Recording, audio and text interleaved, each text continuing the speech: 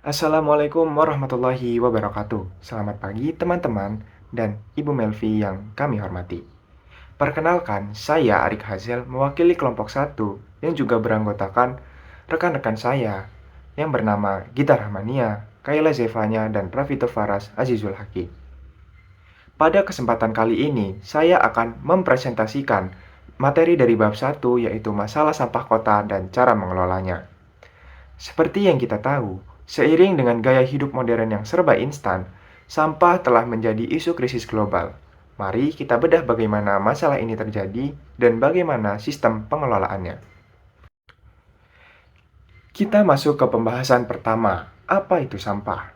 Secara sederhana, sampah adalah sisa yang tidak diinginkan dari aktivitas manusia. Di alam liar, sebenarnya tidak ada konsep tumpukan sampah karena semua material didaur ulang secara alami dalam sebuah siklus tertutup. Namun, aktivitas kitalah yang merusak siklus ini. Kita mengambil bahan mentah, memproduksi, memakai, dan langsung membuangnya. Akibatnya, muncul limbah yang sulit terurai dan menumpuk. Selanjutnya, mari kita bahas aturan main dan klasifikasi sampah. Pengelolaan sampah di negara maju sangat ketat dan diatur secara berlapis. Berdasarkan pada modul yang kita gunakan, peraturan dasar yang digunakan dimulai dari tingkat benua hingga regional. Pertama, di tingkat komunitas Eropa, terdapat kerangka hukum utama yang mengatur seluruh negara anggotanya. Yang pertama, ada Arahan 78 garis miring EEC tahun 1978. Ini adalah aturan dasar tentang limbah beracun dan berbahaya.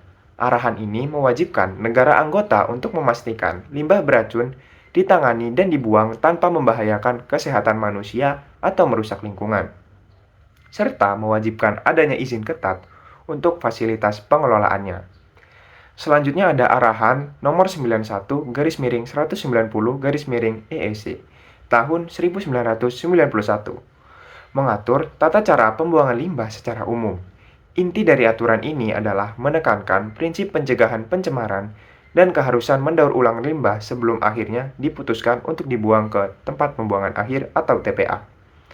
Selanjutnya ada Katalog Limbah Eropa, Arahan nomor 94 garis miring 904 dan 2000 garis miring 532. Ini adalah standarisasi regulasi yang menciptakan satu daftar atau kamus limbah yang seragam di seluruh Eropa, sehingga tidak ada lagi kebingungan dalam mengidentifikasi jenis sampah antar negara. Yang kedua ada di tingkat negara Spanyol. Aturan Eropa diturunkan menjadi hukum nasional di negara Spanyol. Yang pertama itu ada Undang-Undang Persampahan Nomor 10 Tahun 1998 yang mengadopsi prinsip lingkungan Eropa.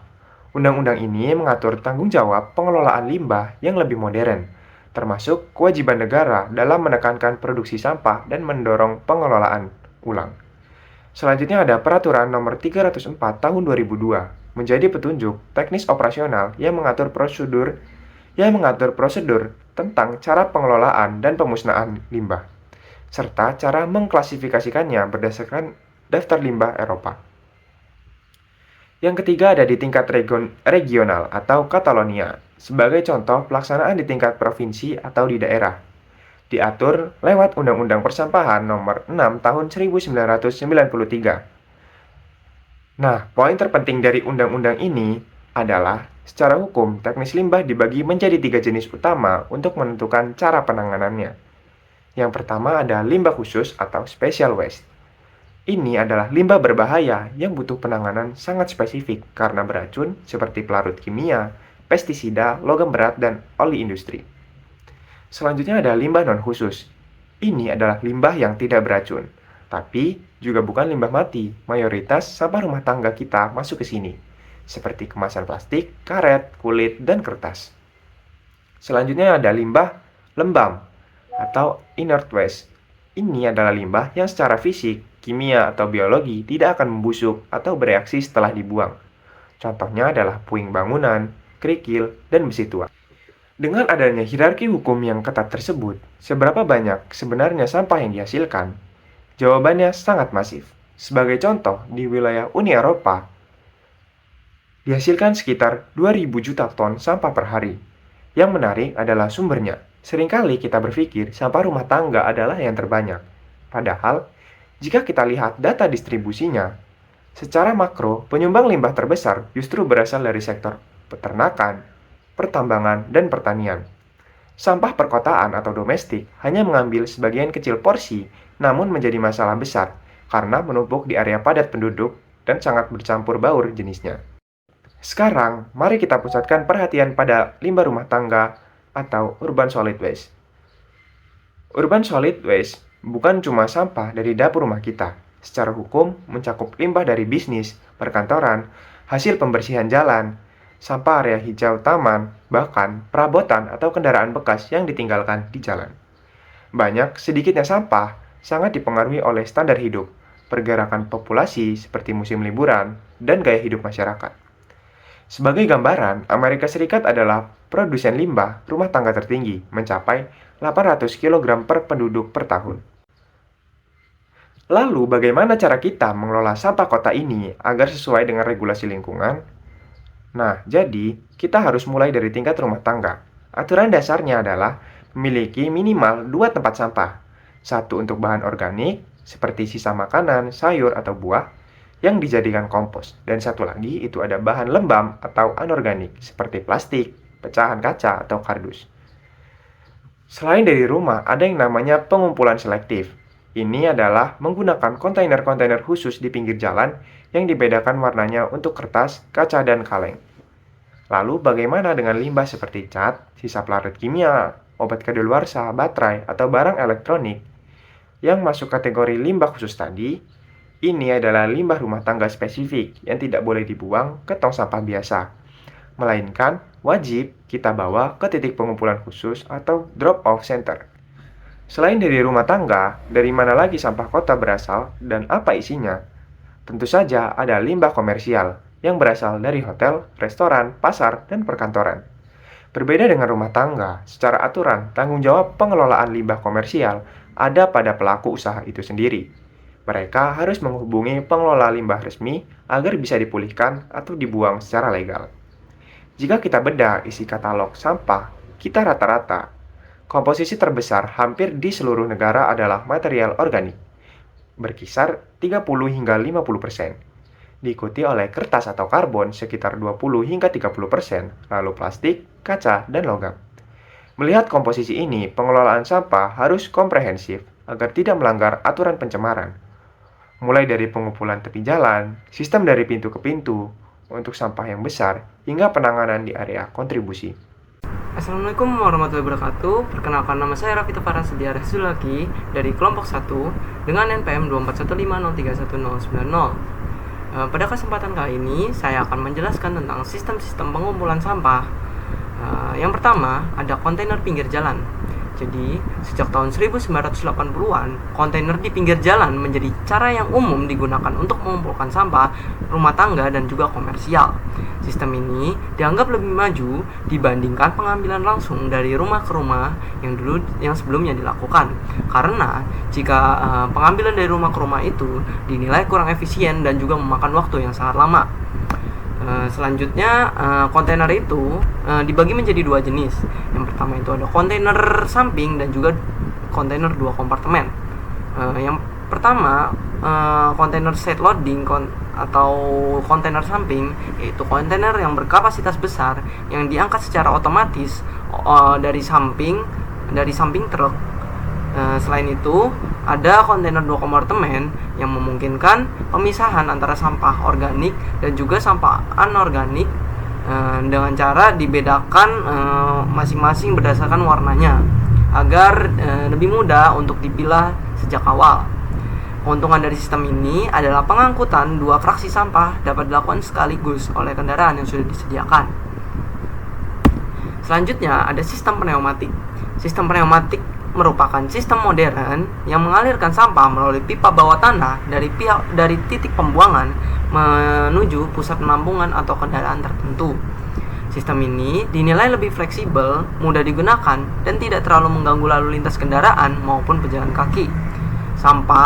Cara kerjanya yaitu sampah dimasukkan ke dalam lubang pembuangan, lalu dipindahkan dengan bantuan aliran udara melalui pipa bawah tanah dari titik pembuangan menuju ke pusat penampungan.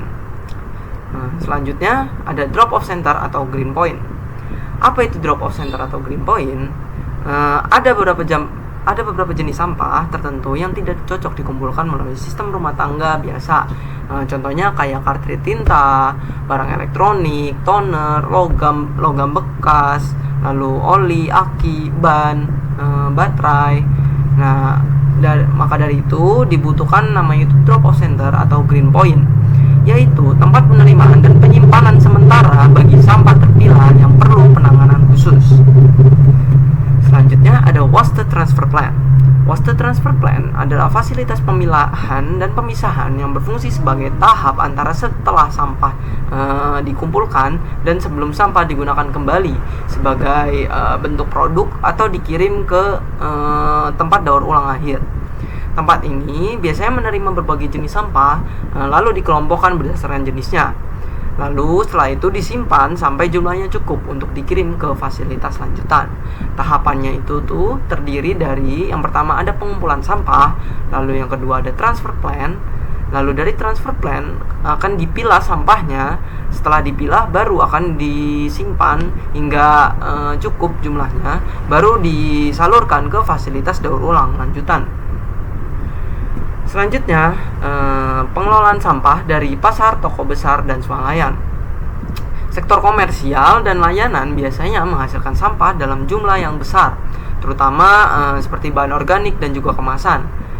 Contohnya, seperti pada pasar induk nasional, toko besar atau tempat usaha, bandara atau pelabuhan, restoran, hotel atau gedung besar, ataupun rumah sakit, itu biasanya menghasilkan sampah bahan organik dan juga bahan kemasan.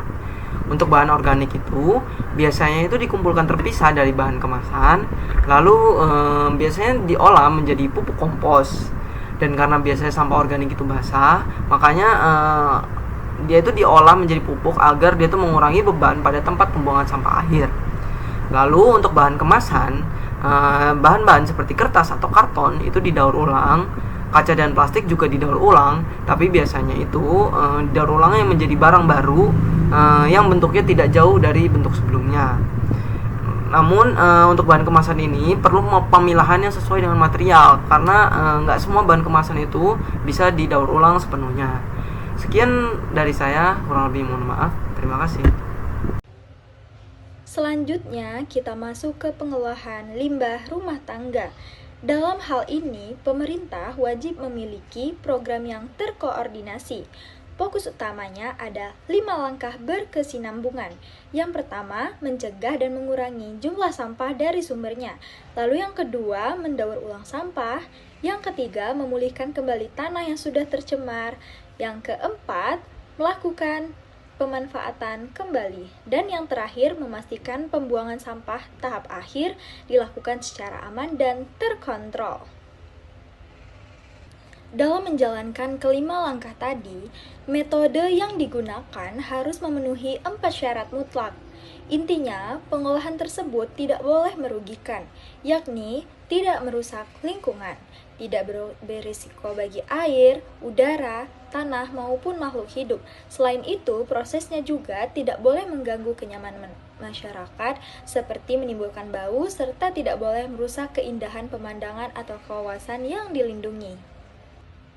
Sebagai gambaran nyata, mari kita lihat data pengolahan sampah di perkotaan di negara-negara Uni Eropa pada rentang tahun 1996 hingga 1999. Dari tabel dan grafik ini terlihat bahwa pembuangan sampah ke TPA saat itu masih sangat mendominasi di banyak negara. Meskipun demikian, tren daur ulang dan pembakaran sudah mulai digencarkan sebagai langkah transisi menuju pengolahan sampah yang lebih berkelanjutan. Selanjutnya, kita masuk ke pembahasan limbah industri. Berbeda dengan sampah perkotaan, ini adalah sisa dari proses manufaktur atau pabrik. Skema pengolahannya sangat mengutamakan pemulihan, penggunaan ulang, dan daur ulang, sebelum akhirnya diputuskan untuk dibuang. Berikut adalah alur ketat pengolahannya. Limbah dari pabrik wajib dilaporkan ke pemerintah. lalu dianalisis jenisnya di laboratorium. Setelah diklasifikasi dan mendapat izin, barulah limbah tersebut diangkut oleh truk khusus menuju fasilitas pengolahan atau pembuangan akhir. Tujuan dari program pengolahan ini dibagi menjadi dua pondasi utama. Pertama, pondasi vertikal berfokus pada pencegahan, meminimalisasi, dan perlindungan lahan. Sedangkan pondasi kedua yaitu horizontal berfokus pada kolaborasi, komunikasi, serta pembaruan teknologi dan penelitian. Untuk memudahkan klasifikasi, Eropa membuat katalog limbah. Di sini, limbah dipetakan secara spesifik, mulai dari limbah pertambangan, pertanian, bahan kimia, kemasan, hingga limbah medis dan konstruksi, agar masing-masing mendapat penanganan yang tepat sasaran. Sebagai perbandingan, tabel ini menunjukkan data limbah berbahaya di Eropa tahun 1990 hingga 1995. Bisa kita lihat, negara dengan industri masif seperti Jerman dan Prancis menyumbangkan angka produksi limbah yang sangat tinggi dibandingkan negara lain. Terakhir, untuk menekankan angka limbah tersebut, dibentuklah CEMA. CEMA bertugas menjembatani perusahaan dan pemerintah untuk mempromosikan produksi bersih. Fokus utamanya adalah meminimalkan limbah sejak dari sumbernya, baik melalui modifikasi produk, perbaikan proses, maupun penerapan teknologi baru. Beralih ke sektor primer, yaitu limbah dari pertanian, kehutanan, dan peternakan. Sebagai contoh di Spanyol, sektor ini menyumbangkan total limbah yang sangat besar mencapai 144 juta ton per tahun. Jika kita perhatikan pada tabel, limbah peternakan mendominasi secara signifikan dengan angka 92 juta ton per tahun. Lalu, bagaimana limbah organik dari sektor tersebut diolah? Secara umum terdapat dua metode utama. Yang pertama adalah proses pengomposan atau aerobik yang menghasilkan kompos penyubur tanah. Yang kedua adalah pencernaan anaerobik, yaitu proses tanpa oksigen yang mampu menghasilkan gas metana atau biogas sebagai sumber energi listrik di mana sisa padatan tetap bisa dikomposkan. Selanjutnya adalah limbah industri. Pertambangan yang terbagi menjadi dua kategori. Yang pertama, tambang bawah tanah, seperti tambang batu bara dan potas, di mana limbahnya masih bisa dimanfaatkan untuk bahan jalan atau pengisi lubang tambang. Yang kedua, tambang terbuka, yang volumenya sangat masif. Contohnya di Catalonia, yang produksinya mencapai 50 juta ton per tahun dan mayoritas digunakan untuk bahan konstruksi serta infrastruktur. Membahas soal konstruksi, kegiatannya juga menghasilkan 3 jenis limbah utama, yaitu sisa tanah galian, limbah pembangunan, dan limbah pembongkaran. Pengolahannya diatur ketat oleh berbagai regulasi seperti Direktif Eropa. Konsep kedepannya adalah merancang bangunan berkelanjutan yang mudah dibongkar agar materialnya bisa digunakan kembali. Tabel ini membuktikan komitmen tersebut melalui peningkatan drastis jumlah pabrik daur ulang dan fasilitas transfer dari tahun 2001 ke 2006.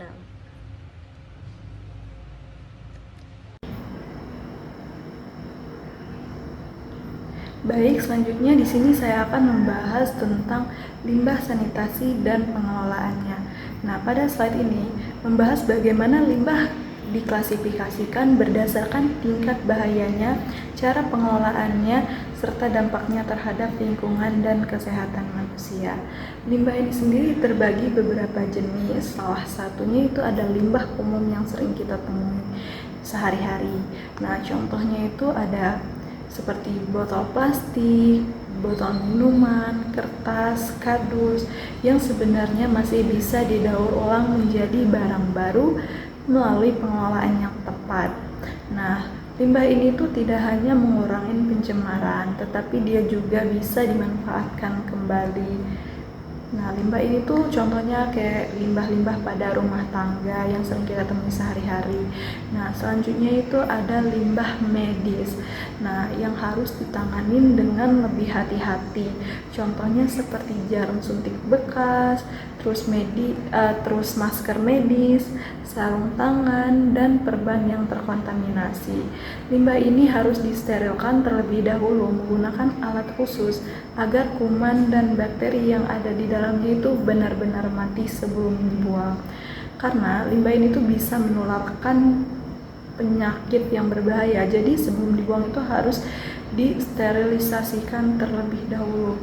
Dan sterilisasi itu perlu proses yang lumayan rinci, ribet gitu ya sebelum dibuang agar sampah medisnya ini tuh benar-benar bakterinya ini benar-benar mati dan aman terhadap lingkungan. Selanjutnya itu ada limbah yang perlu penanganan khusus. Contohnya seperti kimia beracun, pestisida, limbah industri seperti merkuri. Nah, limbah ini tuh tidak boleh dibuang sembarangan karena dapat mencemari lingkungan dan membahayakan kesehatan manusia, sehingga harus diolah dengan metode khusus seperti pembakaran dengan suhu tinggi atau penyimpanan di fasilitas khusus.